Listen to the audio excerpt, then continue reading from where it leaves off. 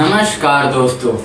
एक ऐसा इलेक्शन हुआ जो पूरे देश की राजनीति को हिला सकता है। जहां एक तरफ है साउथ इंडस्ट्री के सबसे सुपरस्टार हीरो की पहली बड़ी राजनीति और दूसरी तरफ है पुरानी पार्टी का अस्तित्व का सवाल, और एक तरफ है सत्तारूढ़ दल जो अपना किला बचाने में जी जान लगा रहा है। यह सवाल है तमिलनाडु के इलेक्शन की, जहां 23 अप्रैल 2026 को वोटिंग हो चुकी है और 4 मई को नतीजे आने हैं। लेकिन आज हम आपको पूरी कहानी बताने वाले हैं कि कौन है, क्या दांव पर लगा है और असली विजय कौन है, यानी असली विनर कौन है। तो चैनल को सब्सक्राइब करें और चलते हैं तमिलनाडु की सियासी गति।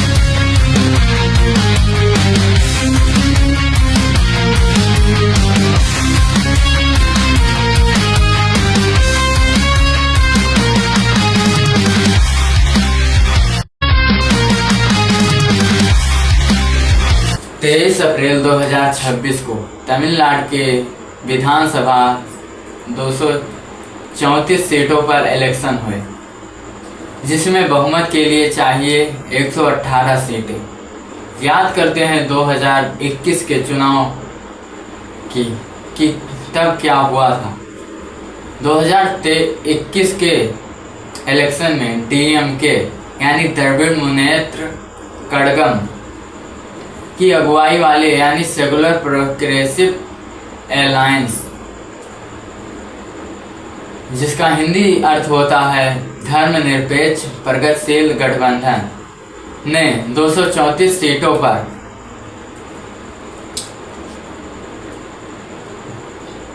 में से 159 सीटों पर विजय प्राप्त किया और एमके स्टालिन यानी मुथुवेल करुणानिधि स्टालिन मुख्यमंत्री बने। हम बात कर रहे हैं तमिलनाडु के इलेक्शन की, जहां पर AIADMK यानी ऑल इंडिया अन्ना द्रविड़ मुनेत्र कड़गम को 66 सीटें मिली और EDPED के पलासी स्वामी विपक्ष के नेता बने। तो स्टालिन सरकार का यह पहला रिन्यूअल टेस्ट था, लेकिन इस बार एक नया बिल कार्ड है, जिसमें है साउथ इंडस्ट्री के सबसे बड़े सुपरस्टार विजय थालापति और उनकी राजनीतिक पार्टी TVK यानी तमिलका वेत्री कड़गम। 2026 के चुनाव में रिकॉर्ड 85.15% वोटर टर्नआउट है, यानी जो वोटर लिस्ट से आउट है, जो तमिलनाडु के इतिहास का सबसे बड़ा रिकॉर्ड है। 2021 के मुकाबले 11.52% ज़्यादा है। MK यानी मुथुवेल करुणानिधि स्टालिन के लिए चुनाव अपनी विरासत को मजबूत करने का मौका है। DMK ने घोषणा पत्र 29 मार्च को जारी किया और कैंपेन में थीम रखा, स्टालिन आगे बढ़ता रहे और तमिलनाडु जीतता रहे। यानी उनका सीधा कहने का मकसद है कि स्टालिन जो है वो तमिलनाडु पर अपनी जीत पाते रहें हमेशा। DMK के साथ कांग्रेस, CPIM और CPI-BCK और कमल हसन की MBM का समर्थन है। 2024 के लोकसभा चुनाव में DMK गठबंधन ने तमिलनाडु की सभी 39 सीटों पर विजय प्राप्त किया। जो लोकसभा का सबसे बड़ा रिकॉर्ड था तमिलनाडु स्टेट की। AIADMK पिछले 5 सालों से विपक्ष में बैठी है। पार्टी के अंदर भी बड़ा उथल पुथल हुआ। ओम पनीर सेल्वन जैसे बड़े नेताओं को निकाला गया पार्टी में से, बाद में DMK में शामिल हो गए। PMK में भी 2 फाड़ हुआ। AIADMK का मैनिफेस्टो 297 वादों से भरा था। महिलाओं को 2000 मासिक, फिर रोजगार, ग्रेजुएट को 2000, काम करने वाली महिलाओं को 2 व्हीलर यानी 2 पहिया वाहन के लिए 25,000 तक सब्सिडी भी मिलती थी। ये AIADMK सरकार का फैसला था।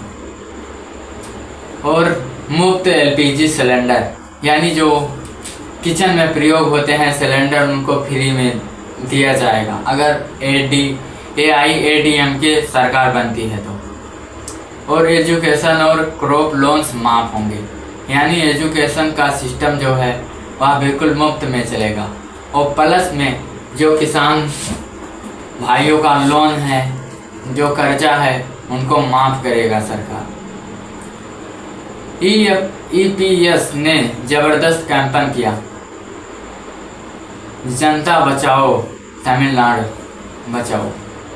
और अब सबसे बड़ा बिल कार्ड फरवरी 2024 में एक्टर विजय ने ऐलान किया कि TVK अकेली 234 सीटों पर चुनाव लड़ेगी। 30 मार्च को उन्होंने अपना मैनिफेस्टो जारी किया, जिसमें है ड्रूग फ्री स्टेट, युवाओं का जॉब इंश्योरेंस,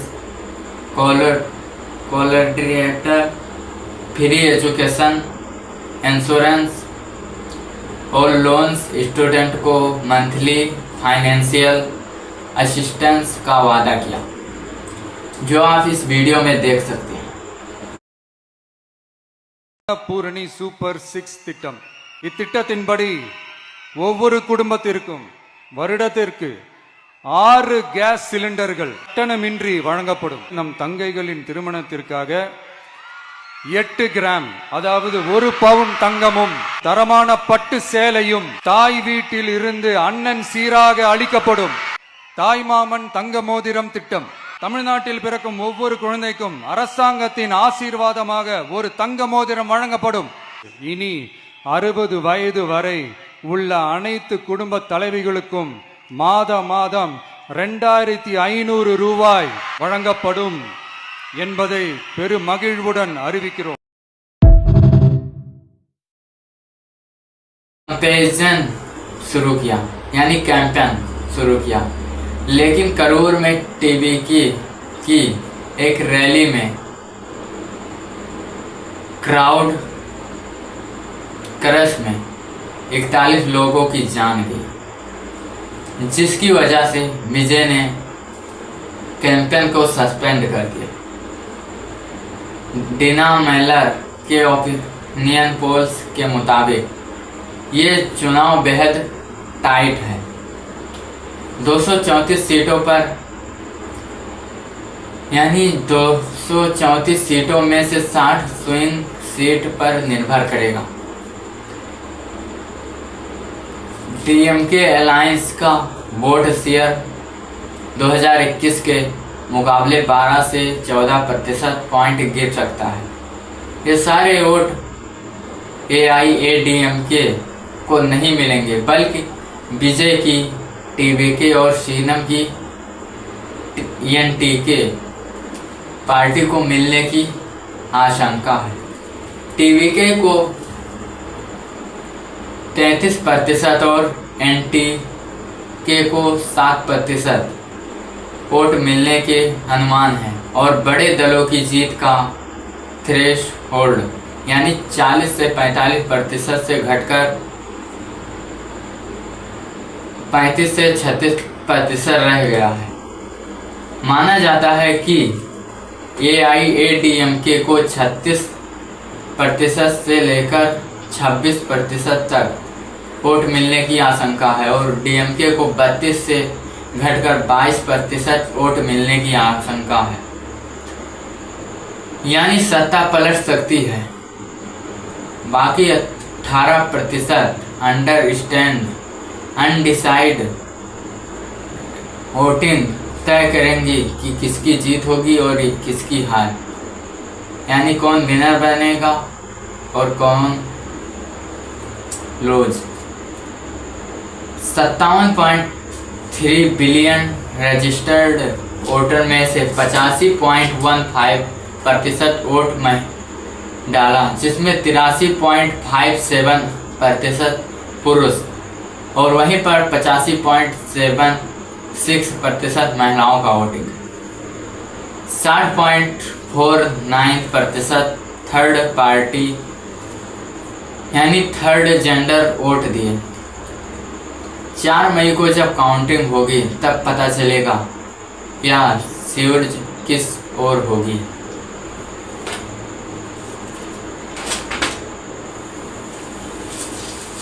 AIADMK ने सितंबर 2023 में बीजेपी की एनडीए से नाता तोड़ रही है। इस बार बीजेपी तमिलनाडु में अकेली है।